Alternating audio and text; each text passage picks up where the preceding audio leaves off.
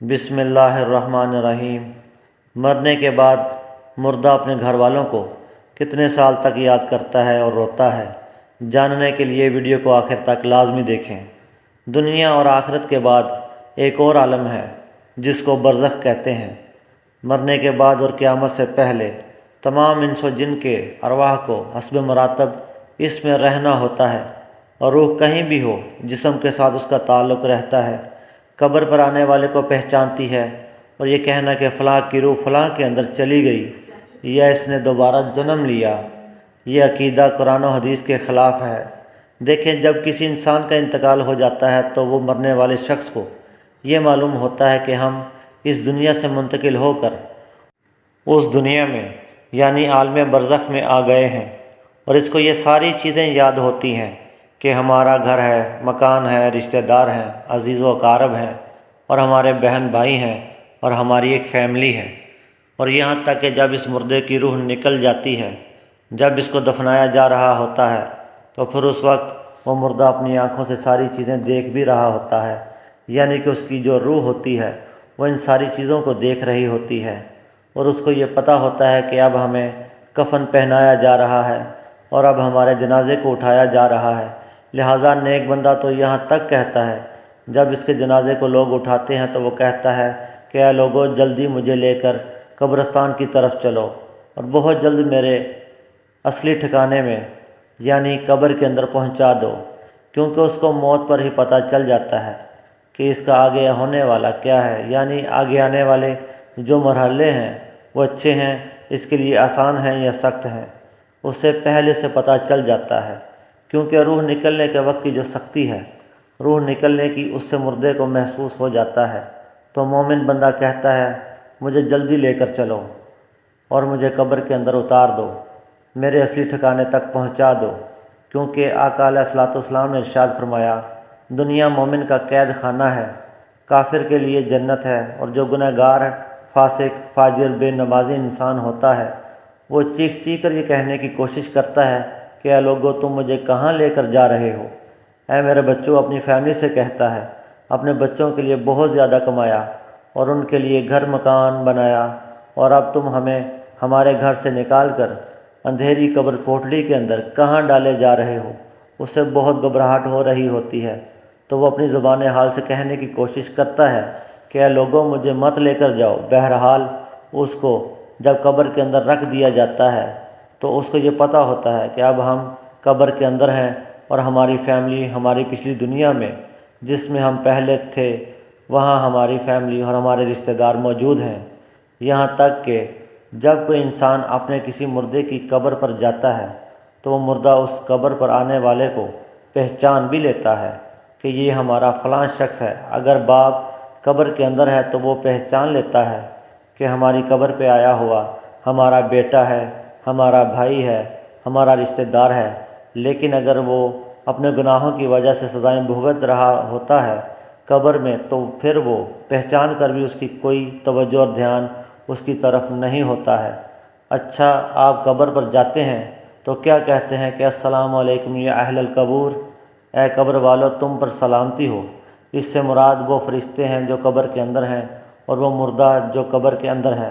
اس کو یہ چیز پتہ ہوتی ہے، وہ پھر وہاں سے یاد بھی کر رہا ہوتا ہے اپنے گھر والوں کو۔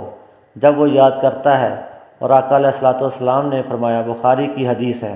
جب کوئی شخص اپنے کسی مرحوم کے لیے، مردے کے لیے ایصال ثواب کرتا ہے، تو جب اس کے لیے وہ تحفہ بنا کر اس کو پیش کیا جاتا ہے تو وہ بڑا خوش ہوتا ہے، اس کو ایسی خوشی ملتی ہے اس وقت اس سے پہلے ایسی خوشی اسے کبھی ملی ہوئی نہیں ہوتی ہے۔ جب کوئی بندہ کسی کے لیے ایصال ثواب کرتا ہے، جو اس وقت اس کو خوشی ملتی ہے تو بہت زیادہ خوش ہوتا ہے، تو بہرحال وہ اپنے گھر والوں کو یاد کرتا ہے۔ جو گناہ گار بندہ ہوتا ہے اس سے یہ دنیا بہت یاد آتی ہے کہ ہم بہت عیش کی زندگی میں تھے، کیونکہ اس کے لیے وہ جنت تھی۔ وہ سوچتا ہے جو ہماری زندگی تھی دنیا والی، وہ اس زندگی کو بہت یاد کرتا ہے۔ لیکن جو نیک بندہ ہوتا ہے تو وہ اس کے لیے دنیا قید خانہ ہوتی ہے، اور جو قبر عالم کی زندگی ہے یعنی قبر کی زندگی، برزخی زندگی، وہ اس کے لیے جنت والی زندگی ہوتی ہے، کیونکہ اس کے لیے قبر میں جنت کا بچھونا بچھا دیا جاتا ہے۔ نیک بندے کے لیے قبر میں جنت کی کھڑکی کو کھول دیا جاتا ہے، اس کو جنت کا لباس پہنا دیا جاتا ہے، جنت کی خوشبو میں قبر کے اندر محسوس کرتا ہے۔ وہ نیک انسان جو نیک مردہ ہوتا ہے وہ بڑی راحتوں میں ہوتا ہے، تو اس کے بعد اس کو دنیا کی کسی طرح کی کوئی ٹینشن، کوئی فکر و پریشانی نہیں رہتی۔ اب وہ اپنی زندگی میں ہوتا ہے جس میں اس کا اصلی ٹھکانہ ہے، تو وہ اسی میں خوش رہتا ہے۔ اور کچھ نیک لوگ ایسے ہوتے ہیں جب ان کا انتقال ہوتا ہے تو ان کو ایسا سلا دیا جاتا ہے کہ جیسے نئی نویلی دلہن ہوتی ہے۔ تو بہرحال نیک بندہ جو ہے وہ بڑی عیش و آرام کی زندگی بسر کرتا ہے اور اسے دنیا کی کسی طرح کی کوئی فکر نہیں ہوتی۔ اور جو گنہگار بندہ ہوتا ہے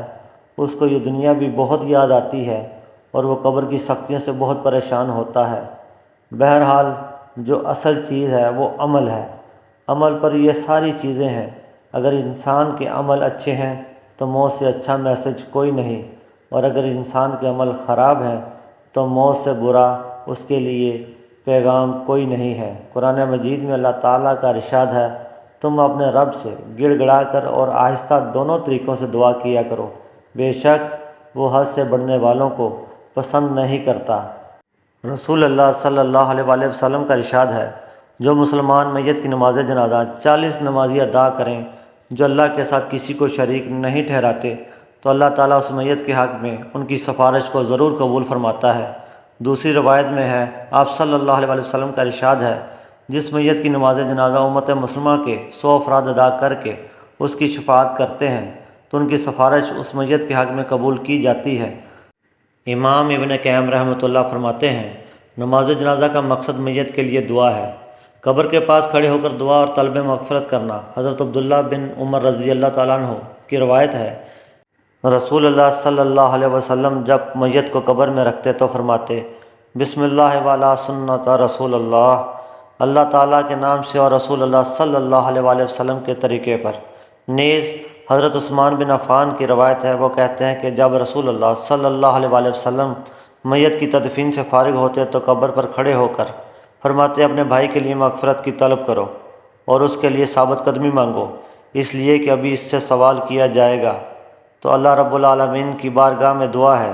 اللہ تبارک و تعالی ہم تمام لوگوں کو خوب اچھے اور نیک عمل کرنے کی اللہ تعالیٰ توفیق عطا فرمائے، آمین یا رب العالمین۔